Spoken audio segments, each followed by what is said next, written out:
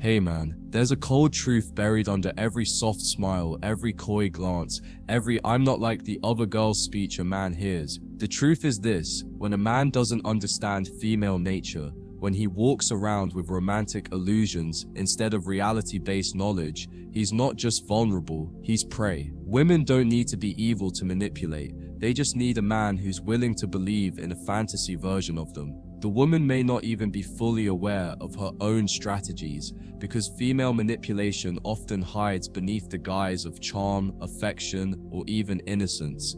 But make no mistake, when a man doesn't know what women are truly capable of, emotionally and psychologically, she gains the upper hand immediately. Not because she's better, smarter, or stronger, but because he gave her the one weapon she needed: his ignorance. See, when you're naive about female nature, everything she does seems either random or sweet.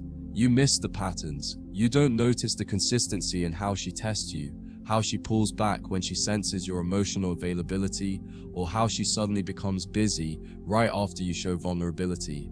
You interpret it all as bad timing, or maybe her mood, but she's reading you like a book. A man who doesn't know these patterns thinks he's connecting deeply when he opens up to her.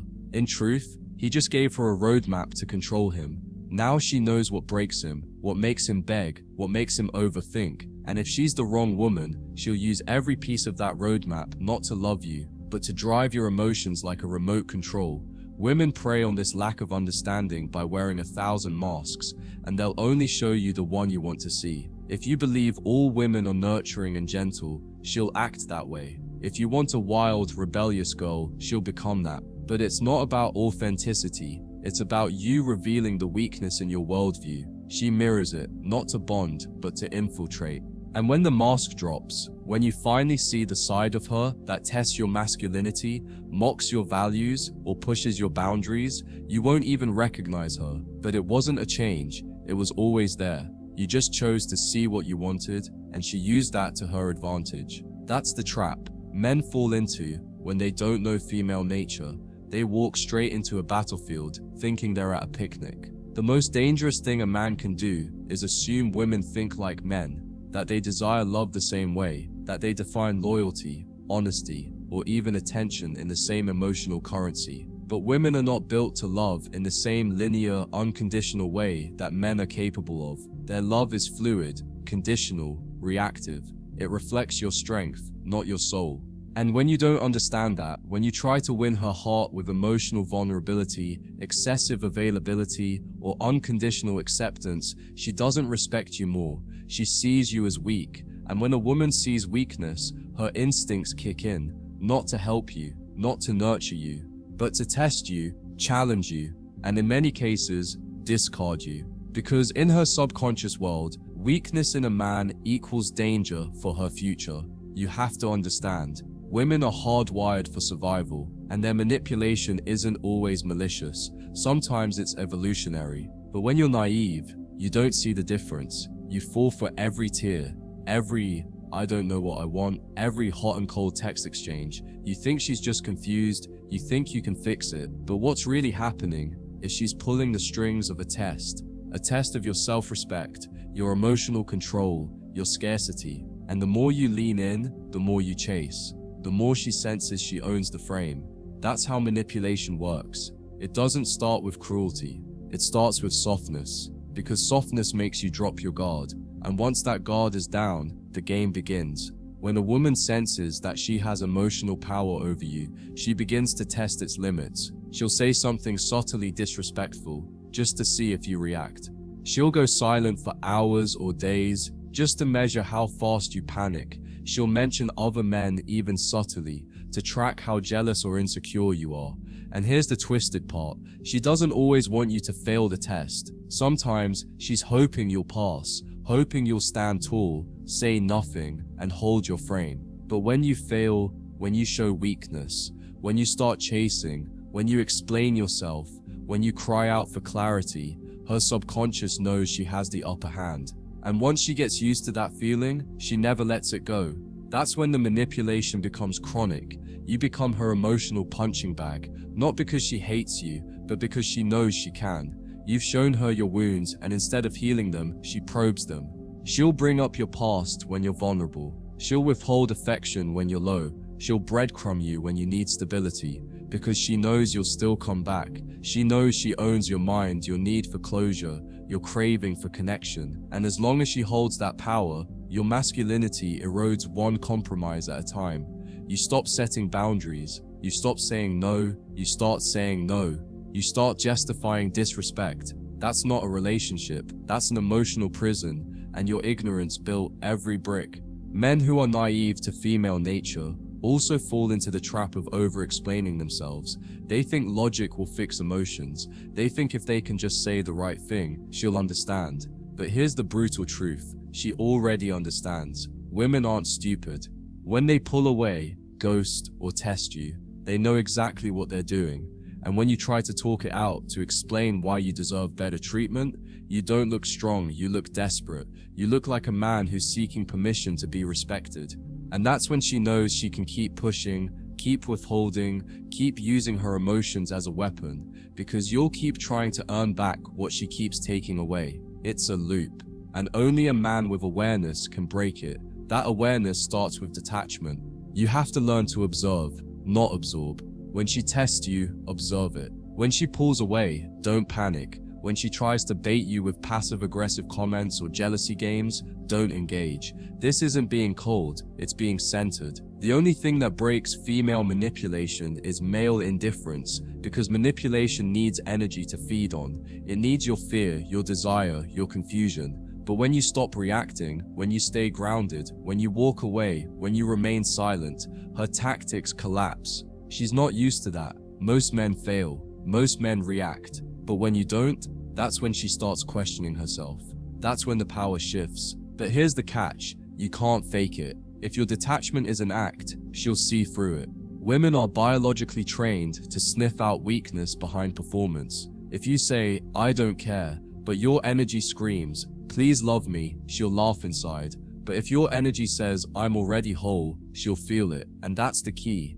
You don't outsmart female manipulation by trying to be clever. You outgrow it by becoming unshakable, by knowing what you will and will not tolerate, by walking away when your peace is disturbed, by understanding that not every woman is worthy of your vulnerability. You have to vet her, not just fall for her beauty.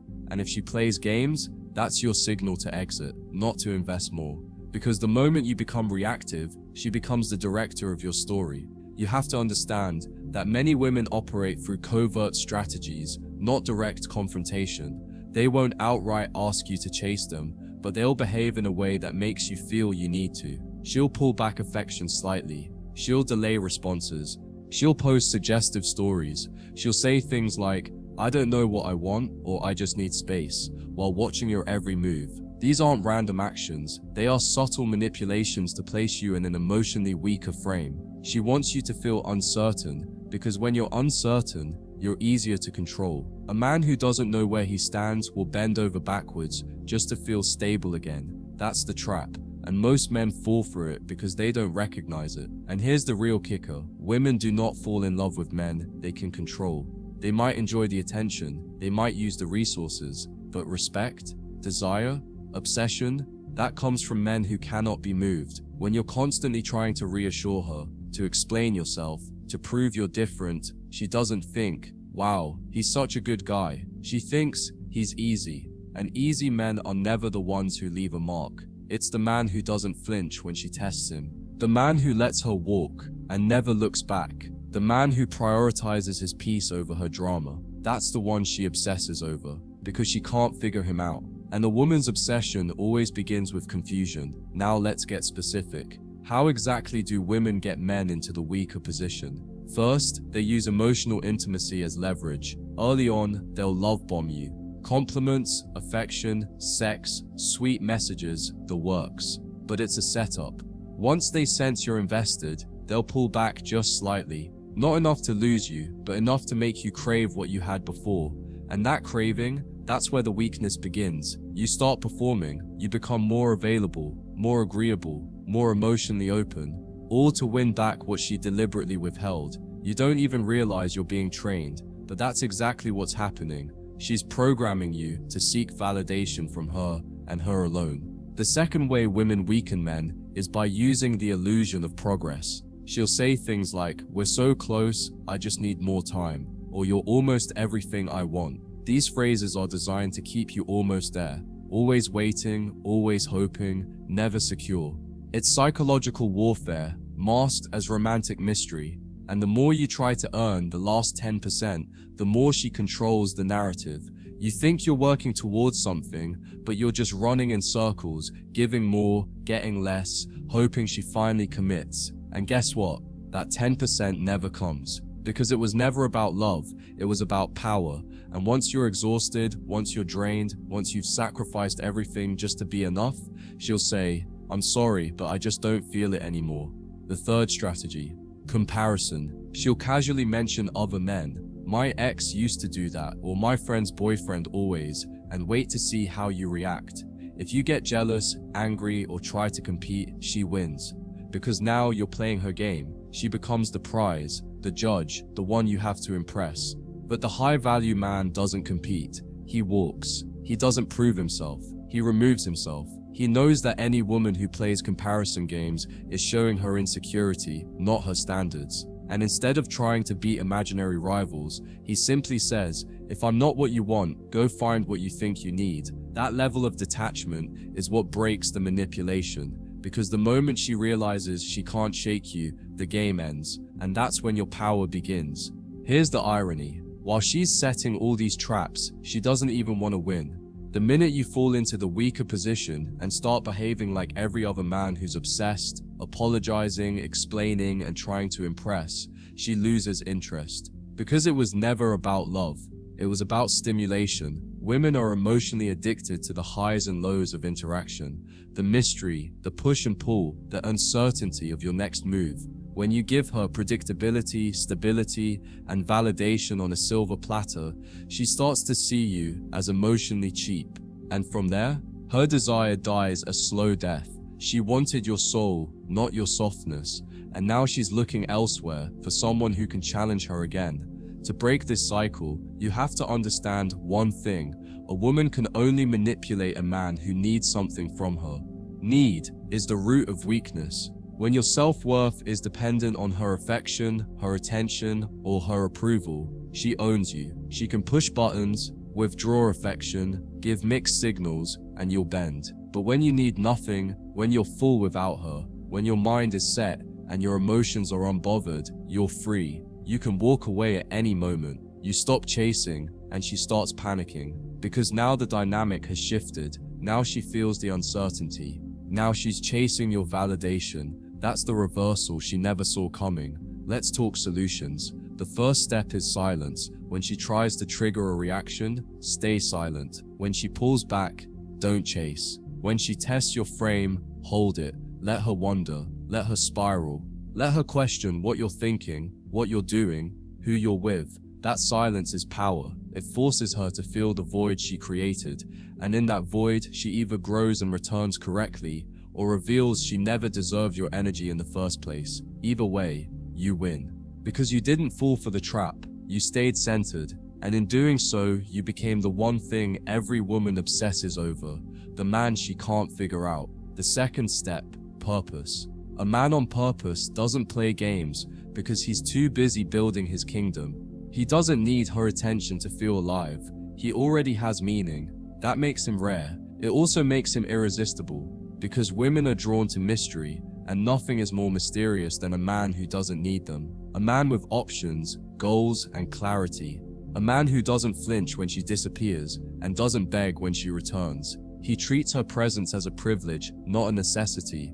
And when she feels that, when she feels she has to earn your attention, the game resets. Now she's the one chasing. The third and final step is boundaries. Most men fall into the weaker position because they have no non-negotiables. They'll accept disrespect, confusion, and emotional games just to keep her around. But the high-value man has lines. He knows that not every beautiful woman is worth his peace. He walks away from drama. He leaves when he's disrespected. He never compromises his values to make it work. And because of that, women respect him, maybe even fear losing him, because deep down, she knows she can't break him. She can tempt, test, tease, and withdraw, but he'll never fold. That's the man who owns her mind long after the others fade. That's the man she obsesses over, and that's the man you become when you stop chasing her validation and start living in your own truth. She'll act like she's not like other women, and because you're a good man, because you want to believe in someone, you'll believe her. That's her in. That's how she gets you to ignore your gut, to override the red flags, to dismiss what your eyes see and what your heart warns. She'll present herself as innocent, as someone who's been hurt before, someone who just wants something real. But what you don't realize is that this narrative is her shield. The moment you start defending her instead of questioning her, you've handed her the power to move pieces on your chessboard while you're busy protecting a fantasy. Manipulative women don't want your strength. They want to hollow it out and replace it with obedience. They want to rewire your mind so that when they withhold affection, you chase. When they act cold, you try harder. When they devalue you, you scramble to prove your worth. That's the power reversal they crave. And the more naive you are to this game, the easier it is for her to paint herself as the prize, while subtly training you to accept emotional breadcrumbs. That's not love. It's psychological warfare dressed in pretty eyes and soft whispers. The danger isn't just her, it's what she teaches you about yourself. The more you let it slide, the more you internalize weakness as loyalty. The more you stay, the more you confuse neglect for challenge. She'll convince you that your pain is proof of your commitment, and you'll wear that suffering like a badge, unaware that it's turning you into a shell of the man you once were. That's the sinister twist. She makes you complicit in your own downfall, while she feeds off the power imbalance you helped her create. But once you wake up, truly wake up, you begin to see the entire structure for what it is. Not just her games, but the way society, media, and even your own upbringing taught you to submit, to please, to win her approval at any cost. You realize it's not about hating women, it's about never again worshipping them to the point of blindness. You stop blaming her entirely and start reclaiming your power from the system that told you being a good man meant being a silent one. And in that moment, everything changes. Because once you know the truth, you stop being prey, you stop explaining yourself, you stop reacting, you stop chasing, you become the mystery, the mountain, the man who listens to his gut and walks away when his peace is threatened. And that's when women either respect you or fear losing you. Either way, you're no longer manipulated, you're free. And that freedom, that grounded, masculine, emotionally bulletproof freedom is what they never wanted you to find, but you just did.